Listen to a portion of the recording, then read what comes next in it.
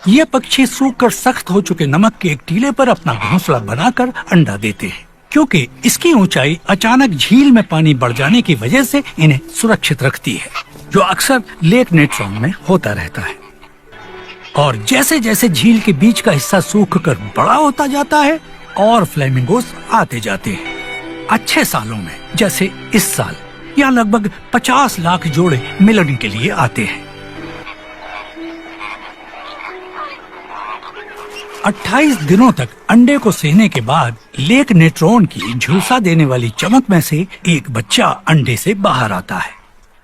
यहाँ तापमान 55 degree Celsius तक पहुंच सकता है, लेकिन माँ के पंख इसे सूरज की धूप से बचा सकते हैं। बच्चे को झील से खाई हुई अलग अलग तरह की एल्गी और माता पिता के खून का मिश्रण खिलाया जाता है। कुछ दिनों बाद बच्चा इतना बड़ा हो जाता है कि अपने पैरों पर खड़ा हो सके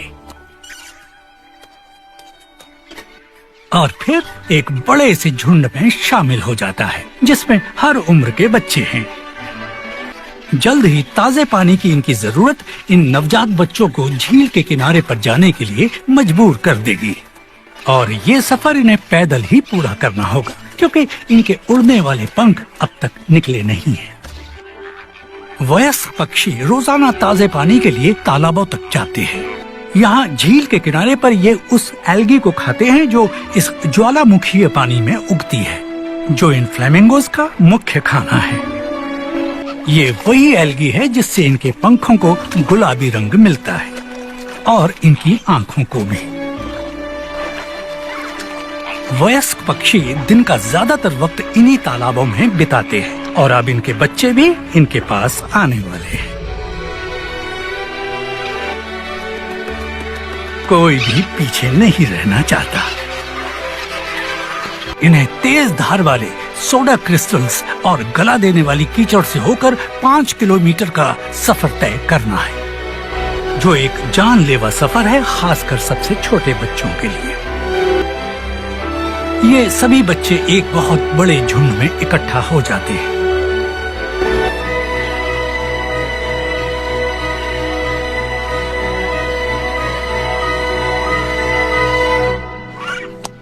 कुछ बच्चे तो इस सफर को पूरा नहीं कर पाते। सबसे कमजोर बच्चों पर थकान हावी हो जाती है। और अब यहाँ पर एक और खतरा है, मैराबू स्टॉक्स। इनकी फ्लेमिंगो जैसी लंबी टांगे होती हैं और किसी तेज धार तलवार जैसी चोंच, और इन्हें कोई जल्दी नहीं है। इन्हें आसान शिकार चाहिए। सिर्फ इनकी मौजूदगी से ही बच्चों में खलबली मच जाती है। पैरों के नीचे आकर मारे जाने के डर से सबसे छोटे बच्चे झुंड में बाहर की तरफ रहते हैं, लेकिन इससे वो आसानी से शिकार बन सकते हैं। इनके बचने का एक ही तरीका है, भाग निकलना। लेकिन जब शिकार शिकारी की टांगों के बराबर भी ना हो तो बचने का मौका कम ही होता है।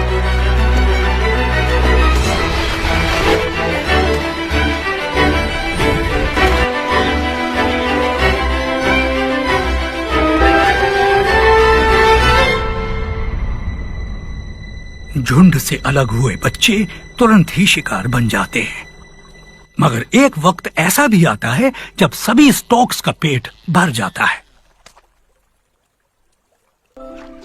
ये नन्हा सा बच्चा बहुत खुशनसीब है।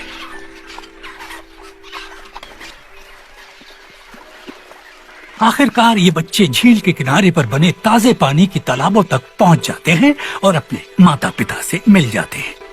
और ये यकीन कर पाना मुश्किल है कि हर बच्चे की आवाज अलग होती है, जिसे उसके माता पिता पहचान सकते हैं।